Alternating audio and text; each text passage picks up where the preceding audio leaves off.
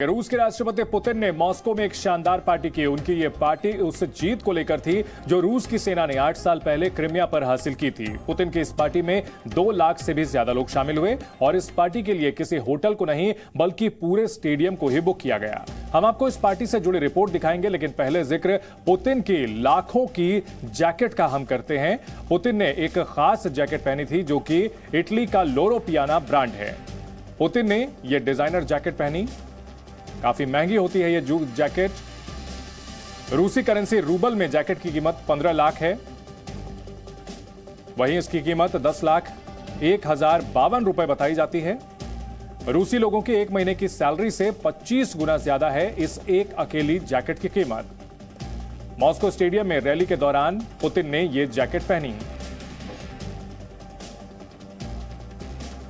Putin एक और Ukraine के साथ युद्ध में घिरे हुए हैं, दूसरी ओर अंतर्राष्ट्रीय मंच पर उनके खिलाफ एक के बाद एक प्रतिबंध लगाए जा रहे हैं, लेकिन पुतिन पर इसका कोई असर नहीं पड़ रहा है। और मॉस्को के स्टेडियम में हुई पुतिन की रैली पर टीवी पर जब पुतिन आ रहे थे तो उनका भाषण बीच में ही रुक गया। जानकारी के मुताबिक पुतिन के भाषण के प्रसारण को रोका गया। हालांकि पुतिन ने दावा किया कि रूस का मकसद जरूर पूरा होगा। रूस को अंतर्राष्ट्रीय मंच पर अलग थलग करने की कोशिश की जा रही है, लेकिन पुतिन अपने बेपरवाह रवैये से यह बता रहे हैं कि रूस पर इन प्रतिबंधों का कोई असर नहीं पड़ रहा, उल्टे इससे वो आत्मनिर्भर हो रहा है। अपने लोगों का उत्साह बढ़ाने के लिए पुतिन ने ये रैली की, जनता को संबोधित किया और साथ ही साफ ये बताया कि जो यूक्रेन में रूस का मिशन है वो जरूर कामयाब होगा।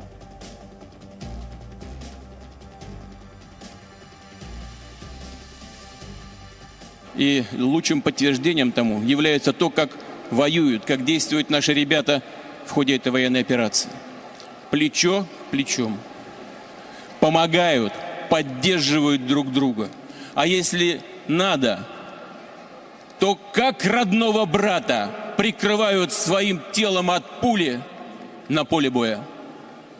Такого единения у нас давно не было. तो अपने सैनिकों की बहादुरी का बखान कर रहे थे पुतिन, और जब वो भाषण दे रहे थे तो अलग अलग तस्वीरों के जरिए हम आपको दिखाते हैं किस तरह से उनका राष्ट्रपति का जो भाषण था वो अचानक रुक गया। ये 2 तस्वीरें, पुतिन की बड़ी रैली अचानक बीच में ही भाषण रुक गया। बाद में बताया गया कि सर्वर में एक खराबी की वजह से ये भाषण रुक गया।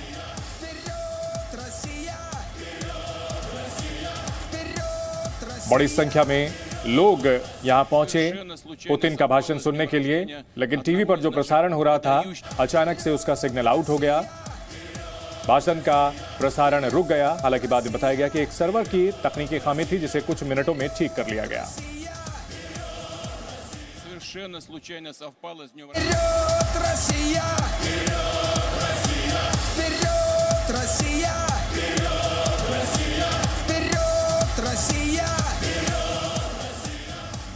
ये मौका था जश्न का,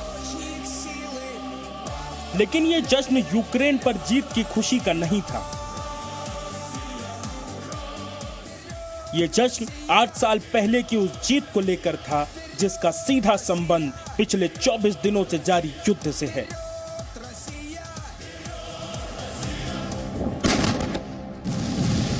यानी एक तरफ रूस के तोप यूक्रेन की गलियों पर गोले बरसा रहे हैं और दूसरी तरफ मॉस्को में जश्न चल रहा है।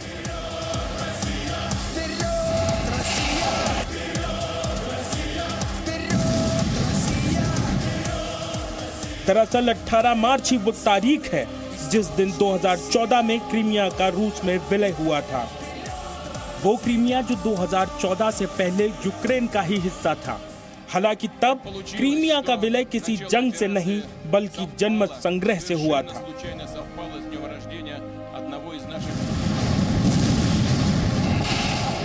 लेकिन आज लड़ाई कीव पर कब्जे की है और अब बात बंदूकों और बमों से हो रही है।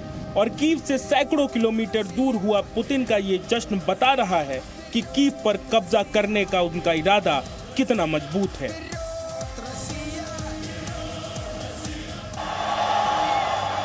2 लाख से भी ज्यादा की भीड़ पुतिन के समर्थन में स्टेडियम के अंदर दिखाई दी।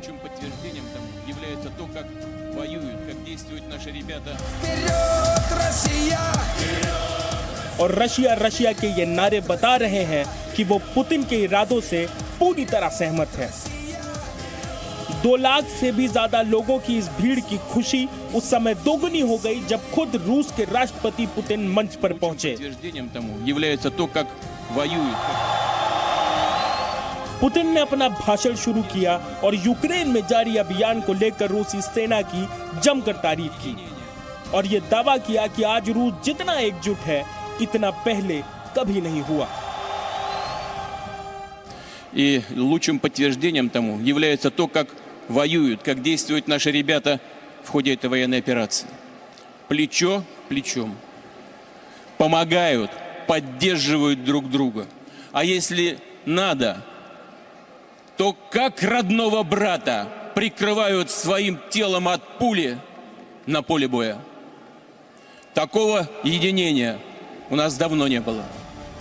पुतिन के इस जश्न के दौरान पूरे स्टेडियम में रूसी झंडे लहराते हुए दिखाई दिए, लेकिन इसी स्टेडियम में ऐसी तस्वीरें भी दिखाई दी वो झंडे जिनमें Z साइन बना हुआ है।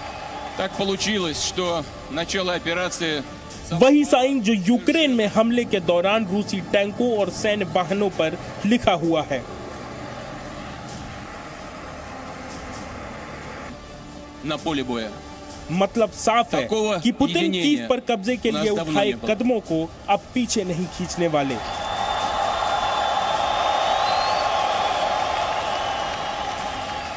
मगर इस जश्न में जब पुतिन भाषण दे रहे थे तभी अचानक कुछ ऐसा हुआ जिसने जश्न के रंग को फीका कर दिया। दरअसल पुतिन जब अपना भाषण दे रहे थे तभी अचानक उनका भाषण बीच में ही रुक गया। ये समझने के लिए आपको पुतिन के भाषण का ये हिस्सा सुनना होगा। Совпало, совершенно случайно совпало с днем рождения одного из наших выдающихся военных. पुतिन अपनी बात पूरी भी नहीं कर पाए थे कि उनका भाषण रुक गया और स्टेज पर दोबारा से गाना शुरू हो गया।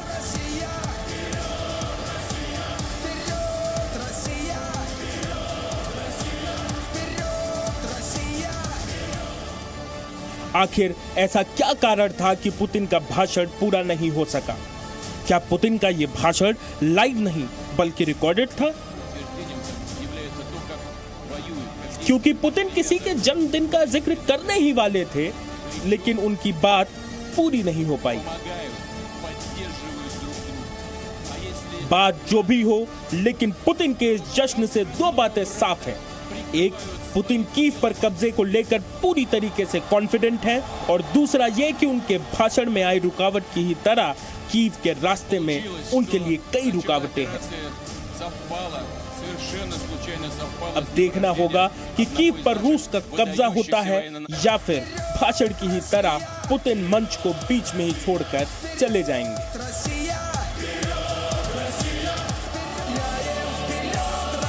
ब्यूरो रिपोर्ट, जी मीडिया। उधर रूस के हमले पर यूक्रेन की जवाबी कार्रवाई हुई है। यूक्रेन की सेना ने टैंकों से पलटवार किया है। जंग के मैदान में लगातार घमासान जारी है। रूस के हमले पर यूक्रेन ने पलटवार किया है। एक ओर रूस हाइपरसोनिक मिसाइल से वार कर रहा है, किंजल मिसाइल से अटैक कर रहा है, वहीं यूक्रेन की सेना ने टैंकों से जवाब दिया है। लड़ाई का आज 24वां दिन, घमासान लगातार जारी है।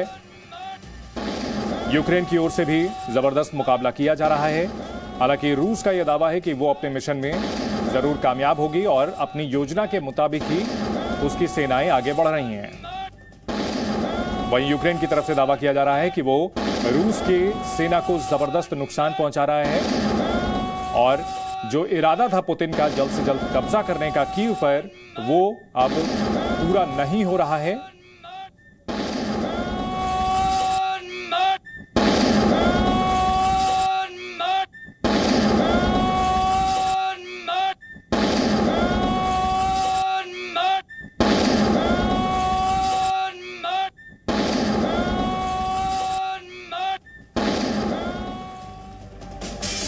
वहीं यूक्रेन के सैन्य वाहनों पर रूस के हमले जारी हैं। रूसी सेना ड्रोन से एक-एक कर टैंकों पर हमले कर रही है। रूस ने दावा किया है कि वो अत्याधुनिक ड्रोन का इस्तेमाल कर रहा है। रूस की सेना ड्रोन के जरिए यूक्रेन के टैंकों को निशाना बना रही है। इससे पहले यूक्रेन की ओर से टैंकों को निशाना बनाया जा रहा था और ड्रोन का इस्तेमाल किया जा रहा था, जिसमें तुर्की और अमेरिका के बने हुए ड्रोन थे। और अब रूस की ओर से भी ड्रोन का जमकर इस्तेमाल किया जा रहा है और यूक्रेन के टैंकों पर हमले किए जा रहे हैं। Presenting B News app, available on Google Play and App Store. Download it now.